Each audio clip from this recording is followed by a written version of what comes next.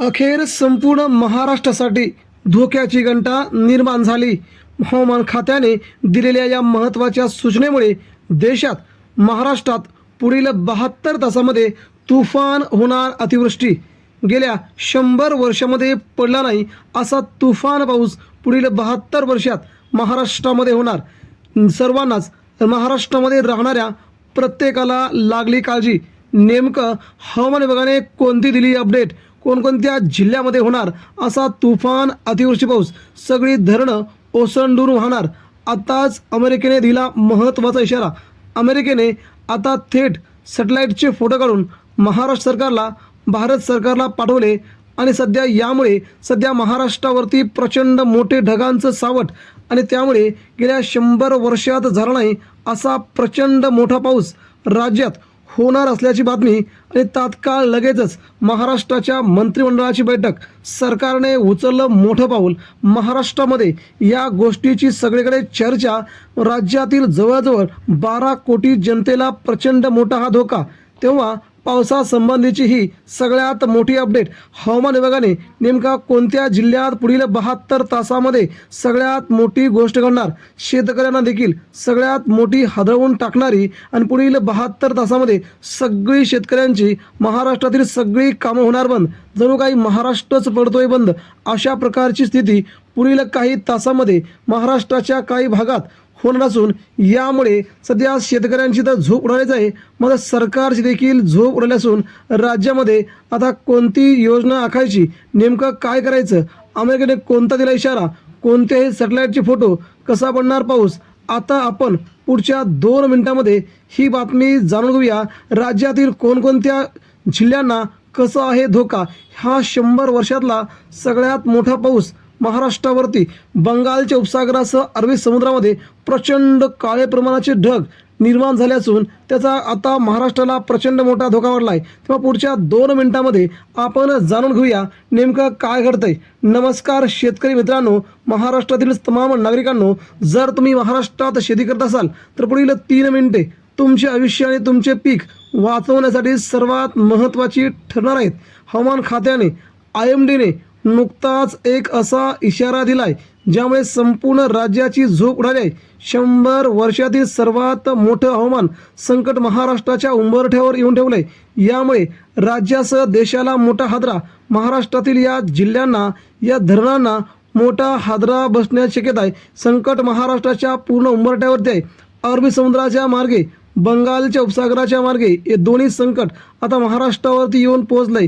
महाराष्ट्रावर गेल्या कित्येक दिवसांपासून पाऊस नव्हता. विदर्भाच्या काही भागात अजूनपर्यंत पाऊस नाही. मात्र या पावसाने आता सगळीकडेच हाहाकार उडणार असून सरकारने देखील अतिदक्षतेचा इशारा दिला आहे. त्यामुळे महाराष्ट्राला रेड अलर्ट. सर्वच्या सर्व या जिल्ह्यांमध्ये पुढील 72 तास, साधारणतः 8 दिवस महाराष्ट्रातील या जिल्ह्यांना रेड अलर्ट जाहीर केला आहे. पुढील 72 तास, होय बरोबर ऐकलं, पुढील 72 तास महाराष्ट्रातील अनेक जिल्ह्यांसाठी रेड अलर्ट घोषित करण्यात आला आहे. नेमकं काय घडलं आहे, कोणकोणते जिल्हे आहेत, नेमकं कसं वादळ असेल. हे वादळ साधारणतः 100 ते 120 किलोमीटर पर ताशी वेगाने महाराष्ट्राकडे येत आहे. तुफान पाऊस, अतिवृष्टी, विजांचा कडकडाट आणि ताशी 100 ते 120 वेगाने वाहणारी वादळी वारे यामुळे सध्या सगळ्यांची झोप उडाली. सरकारची देखील झोप उडली असून सगळ्या संकटांना सामोरं जाण्यासाठी सरकारने आता आपली जोरदार तयारी केली. आता शेतकरी बांधवांनी नेमकं काय करायचं आहे. शेतातील सर्व कामं तात्काळ थांबवावी लागणार आहेत. पण एक संकट नक्की कुठून आलं आहे, तुमच्या जिल्ह्यात किती पाऊस पडणार, आपल्या हाताशी आलेल्या पिकांचं रक्षण कसं करायचं, हे सर्व आपण सरकारने सांगितल्याप्रमाणे या व्हिडिओमध्ये पाहणार आहोत. हे सर्व पाहणार आहोत. तेव्हा व्हिडिओ सोडून कुठेही जाऊ नका, कारण शेवटी दिलेला सल्ला तुमच्या शेतीचं, स्वतःचं, लाखो रुपयांचं आणि तुमच्या जीवाचं देखील रक्षण करू शकतो. तेव्हा ही सगळ्यात मोठी अपडेट आहे. महाराष्ट्रातील शेतकरी बांधवांसाठी ही मोठी अपडेट आम्ही घेऊन आलो आहोत. शेतकरी बांधवांनो, अरबी समुद्र आणि बंगालच्या उपसागरामध्ये एकाच वेळी तयार झालेली तीव्र कमी दाबाची प्रणाली आणि मान्सूनची चक्रीय स्थिती यामुळे भयानक चक्रीवादळ थेट महाराष्ट्रामध्ये घुसत आहे. हवामान तज्ज्ञांच्या मते गेल्या कित्येक वर्षात जुलै ऑगस्टच्या काळात अशी तीव्र स्थिती कमी वेळा पाहायला मिळाली होती. परंतु आता मात्र हे वादळ यामुळे महाराष्ट्रात महापुराचं संकट देखील शेतकऱ्यांवरती येऊ शकत आहे. या हवामान प्रणालीमुळे राज्यावर क्लाउड बस्ट ढगफुटी सारखी किंवा अत्यंत मुसळधार अतिवृष्टी शक्यता निर्माण झाली आहे. म्हणजेच ढगफुटीची शक्यता. यामुळे कुठे महापूर तर कुठे नद्या फुटतील, कुठे काय होईल या सगळ्यांचा विचार करून सरकारने मंत्रिमंडळाची तात्काळ बैठक घेऊन मोठमोठे निर्णय घेतले गेलेले आहेत. हे हवामान प्रणालीमुळे राज्यावर क्लाउड बस्ट होऊ शकतोय किंवा पुढील 72 तासात अति मुसळधार पाऊस एकाच दिवसात 100 किंवा 250 मिलीमीटरपर्यंत पाऊस कोसळण्याची शक्यता वर्तवली आहे. वादळी वारे ताशी 40 ते 60 किलोमीटर वेगाने वारे वाहतील, ज्यामुळे पिके आडवी होऊ शकतात. अशा प्रकारचा हा पाऊस असणार आहे. विजांचा कडकडाट, मोठ्या प्रमाणावरती वीज पडण्याची शक्यता असल्याने शेतात काम करणं अत्यंत धोक्याचं ठरेल. अशा स्वरूपाचा पाऊस असणार आहे. तेव्हा आता सर्वात महत्त्वाचा प्रश्न, तुमचा जिल्हा या धोक्याच्या क्षेत्रात आहे का? चला जाणून घेऊया विभागवार हवामान अंदाज. महाराष्ट्राच्या पश्चिम महाराष्ट्र बाधित जिल्हे पुणे, सातारा, कोल्हापूर, सांगली, सोलापूर घाटमाथ्यावर अतिवृष्टीचा इशारा आहे. नदी नाल्यांना अचानक पूर येऊ शकतो. कोल्हापूर, साताऱ्यातील सखल भागात पाणी साचण्याची दाट शक्यता आहे. त्यानंतर मराठवाडा, छत्रपती संभाजीनगर, जालना, बीड, धाराशिव, लातूर, नांदेड, परभणी, हिंगोली या भागात विजांच्या कडकडाटासह मुसळधार ते अतिमुसळधार स्वरूपाचा पाऊस अपेक्षित आहे. त्यामुळे या भागात खूप मोठं नुकसान देखील होऊ शकतं आहे.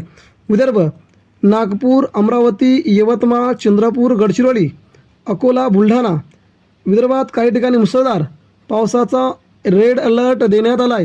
ताशी 80 ते 120 ताशी वेगाने वारे होऊ शकतात असा देखील इशारा देण्यात आला आहे. उत्तर महाराष्ट्र नाशिक, धुळे, जळगाव, नंदुरबार या जिल्ह्यांना देखील खूप मोठा फटका बसू शकतो. कोकणातील ठाणे, पालघर, रायगड, रत्नागिरी, सिंधुदुर्ग या कोकण किनारपट्टीला सगळ्यात मोठा तडाखा या पावसाचा बसणार आहे. कोकण किनारपट्टीवरती अत्यंत मुसळधार पाऊस पडेल. समुद्रात उंच लाटा उसळतील. तेव्हा मच्छीमारांनी समुद्रात जाऊ नये असं सरकारने स्पष्ट केलं आहे. तेव्हा पुढील 72 तास राज्यासाठी खूप संकटाचे आहेत. यावेळी तुम्ही नैसर्गिक संकटाला आपण रोखू शकत नाही, पण योग्य नियोजन करून होणारं नुकसान नक्कीच कमी करू शकतो. पुढील 72 तासांसाठी शेतकऱ्यांनी या 5 गोष्टी करणं बंधनकारक आहे. शेतातील कामांना पूर्णविराम. पुढील 72 तास शेतात कोळपणी, खत मारणे, फवारणी, काढणीची कामे पूर्णपणे बंद ठेवा. विजांचा कडकडाट होत असताना झाडाखाली किंवा शेतात उघड्यावर थांबण्याचा प्रयत्न करू नका. दुसरं, पाण्याचा निचरा. शेतात अतिरिक्त साचले पाणी वाहून जाण्यासाठी तातडीने पिकांच्या मधोमध नाल्या चर पाडून पाण्याचा निचरा करण्यास सोय करा.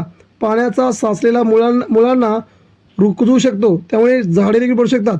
आपल्या पाळीव प्राण्यांना, गाई म्हशींना विजेचे खांब, मोठी झाडे किंवा पत्र्यांच्या शेडखाली बांधू नका. जनावरांचा गोठा सुरक्षित आणि कोरड्या ठिकाणी असावा याची खात्री करा. अन्न, धान्य व साठवणूक. जर तुम्ही पिकांची काढणी केली असेल तर ते धान्य प्लॅस्टिकच्या ताडपत्रीने नीट झाकून ठेवा. सुरक्षित गोदामात हलवा. विजेची उपकरणं, ट्रान्सफॉर्मर, शेतातील डीपी किंवा विजेच्या तारा तुटल्यात असतील तर त्याला हात लावू नका. महावितरण संपर्क साधा. म्हणजे या सगळ्या घडामोडी शेतकरी मित्रांनो, हा काळ कठीण आहे, निसर्गाचं संकट मोठं आहे, तरी संयम आणि सतर्कता बाळगल्यास आपण यातून नक्कीच सुरक्षित बाहेर पडू शकतो. हवामान खात्याच्या प्रत्येक अपडेटवरती लक्ष ठेवा. आम्ही दिलेल्या सूचनांचं आपण पालन करा.